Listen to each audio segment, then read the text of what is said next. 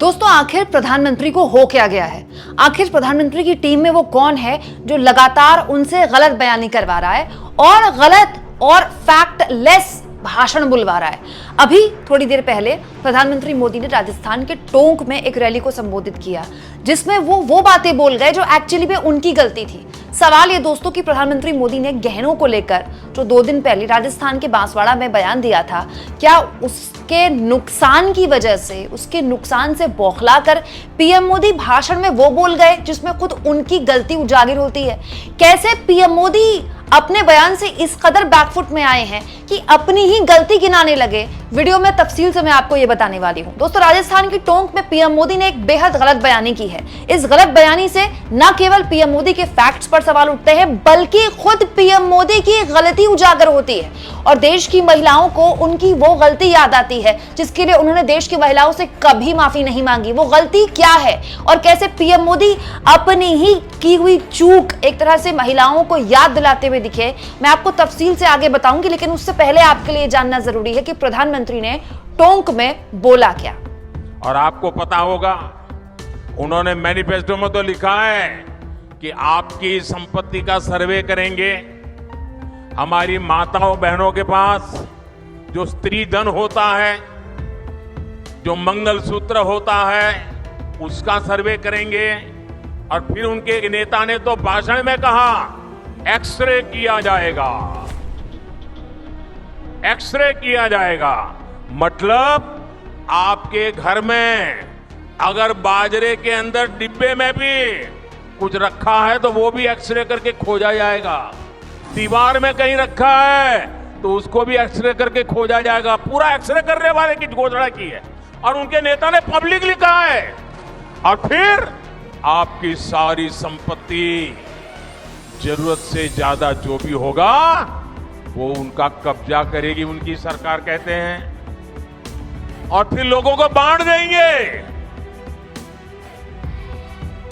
अगर आपके पास 2 घर है, यहां गांव में घर है और बच्चों के लिए आपने जयपुर जोधपुर में अगर एक छोटा फ्लैट ले लिया है तो एक्सरे करेंगे कि भाई 2 घर है, एक वापस दो, सरकार को दे दो। बताइए, आपको मंजूर है क्या? ये मंजूर है क्या? क्या स्त्री धन पर हाथ लगा सकते हैं क्या? क्या मंगलसूत्र पर हाथ लगा सकते हैं क्या? दोस्तों, मैं तो हैरान हूं, प्रधानमंत्री मोदी ने कांग्रेस के ऐसे कौन सा मैनिफेस्टो पढ़ लिया जिसमें यह लिखा दिखाई दिया उनको कि स्त्री धन, औरतें जो पैसा जमा करती हैं, जो जेवर जमा करती हैं, उन्हें ढूंढ ढूंढ कर निकाला जाएगा।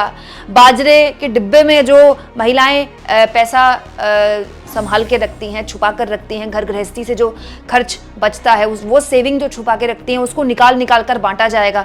ये कांग्रेस के कौन से मैनिफेस्टो में पीएम मोदी ने पढ़ लिया? सवाल ये दोस्तों कि प्रधानमंत्री अचानक महिलाओं के जेवरों को लेकर, स्त्री धन को लेकर इतने परेशान क्यों होने लगे हैं? क्योंकि ये वही प्रधानमंत्री है ना जिन्होंने अचानक एक दिन रात को 8 बजे 500 और 1000 के नोट बंद किए थे, नोटबंदी की थी। उस वक्त सबसे ज्यादा परेशानी किसको हुई थी? महिलाओं को हुई थी। दोस्तों, महिलाएं हमारे देश में, आपने देखा होगा, आपकी माँ, हमारी दादी, नानी, ये हमारे देश में चलन रहा है कि महिलाएं ज्यादातर हाउसवाइफ रही हैं, गृहिणी रही हैं, तो घर खर्च से जो उनको पैसा बचता है वो पैसा वो जमा कर करके रखती हैं।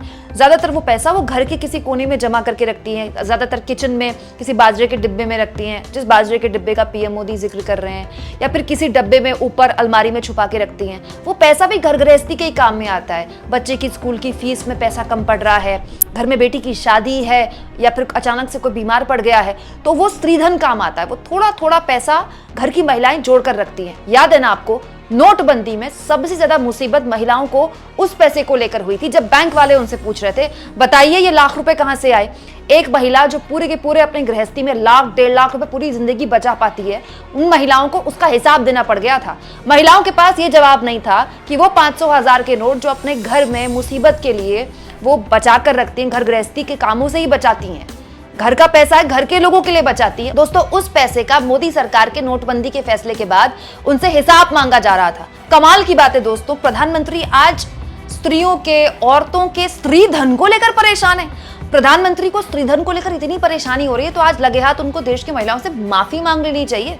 जो नोटबंदी का फैसला उन्होंने लिया था ना, देश की कितनी महिलाएं इस बात को लेकर परेशान थी कि आखिर वो कैसे हिसाब दें कि एक गृहिणी जो पैसा नहीं कमाती, अगर पूरी जिंदगी लाख 1.5 लाख बड़ी मुश्किल से पाई जोड़कर कमाती है, तो बैंक वाले उससे हिसाब मांग रहे हैं, वो कैसे हिसाब दे। प्रधानमंत्री ने स्त्रीधन पर सीधा प्रहार तो पहली बार तब किया था, आज तक देश के इतिहास में कभी भी किसी महिला से स्त्रीधन को लेकर हिसाब नहीं मांगा गया था, लेकिन नोटबंदी में मांगा गया था। लेकिन आज प्रधानमंत्री ने टोंक में स्त्रीधन का जब जिक्र किया ना, तो देश की तमाम औरतों को अपने उस स्त्रीधन का जरूर याद आई होगी, उस स्त्रीधन की उन्हें भूली बिसरी कड़वी यादें याद आ गई होंगी, जिसको लेकर बैंक वालों ने उनसे हिसाब मांगा था, जिसको लेकर उनके अपने घर वालों ने, कई बार घर के पुरुष भी बातें सुनाते हैं कि अच्छा मेरे से मांगकर इतना बचाती है, जबकि वो महिला भी जो पैसा बचाती है वो घर के कामों में ही खर्च होता है। लेकिन घर की महिलाओं को, घर की गृहिणियों को उनके स्त्रीधन को लेकर सबसे ज्यादा शर्मिंदगी महसूस कराई थी तो मोदी जी के नोटबंदी के फैसले ने कराई थी। और कमाल की बात है, मोदी जी को आज स्त्रीधन की याद आ रही है।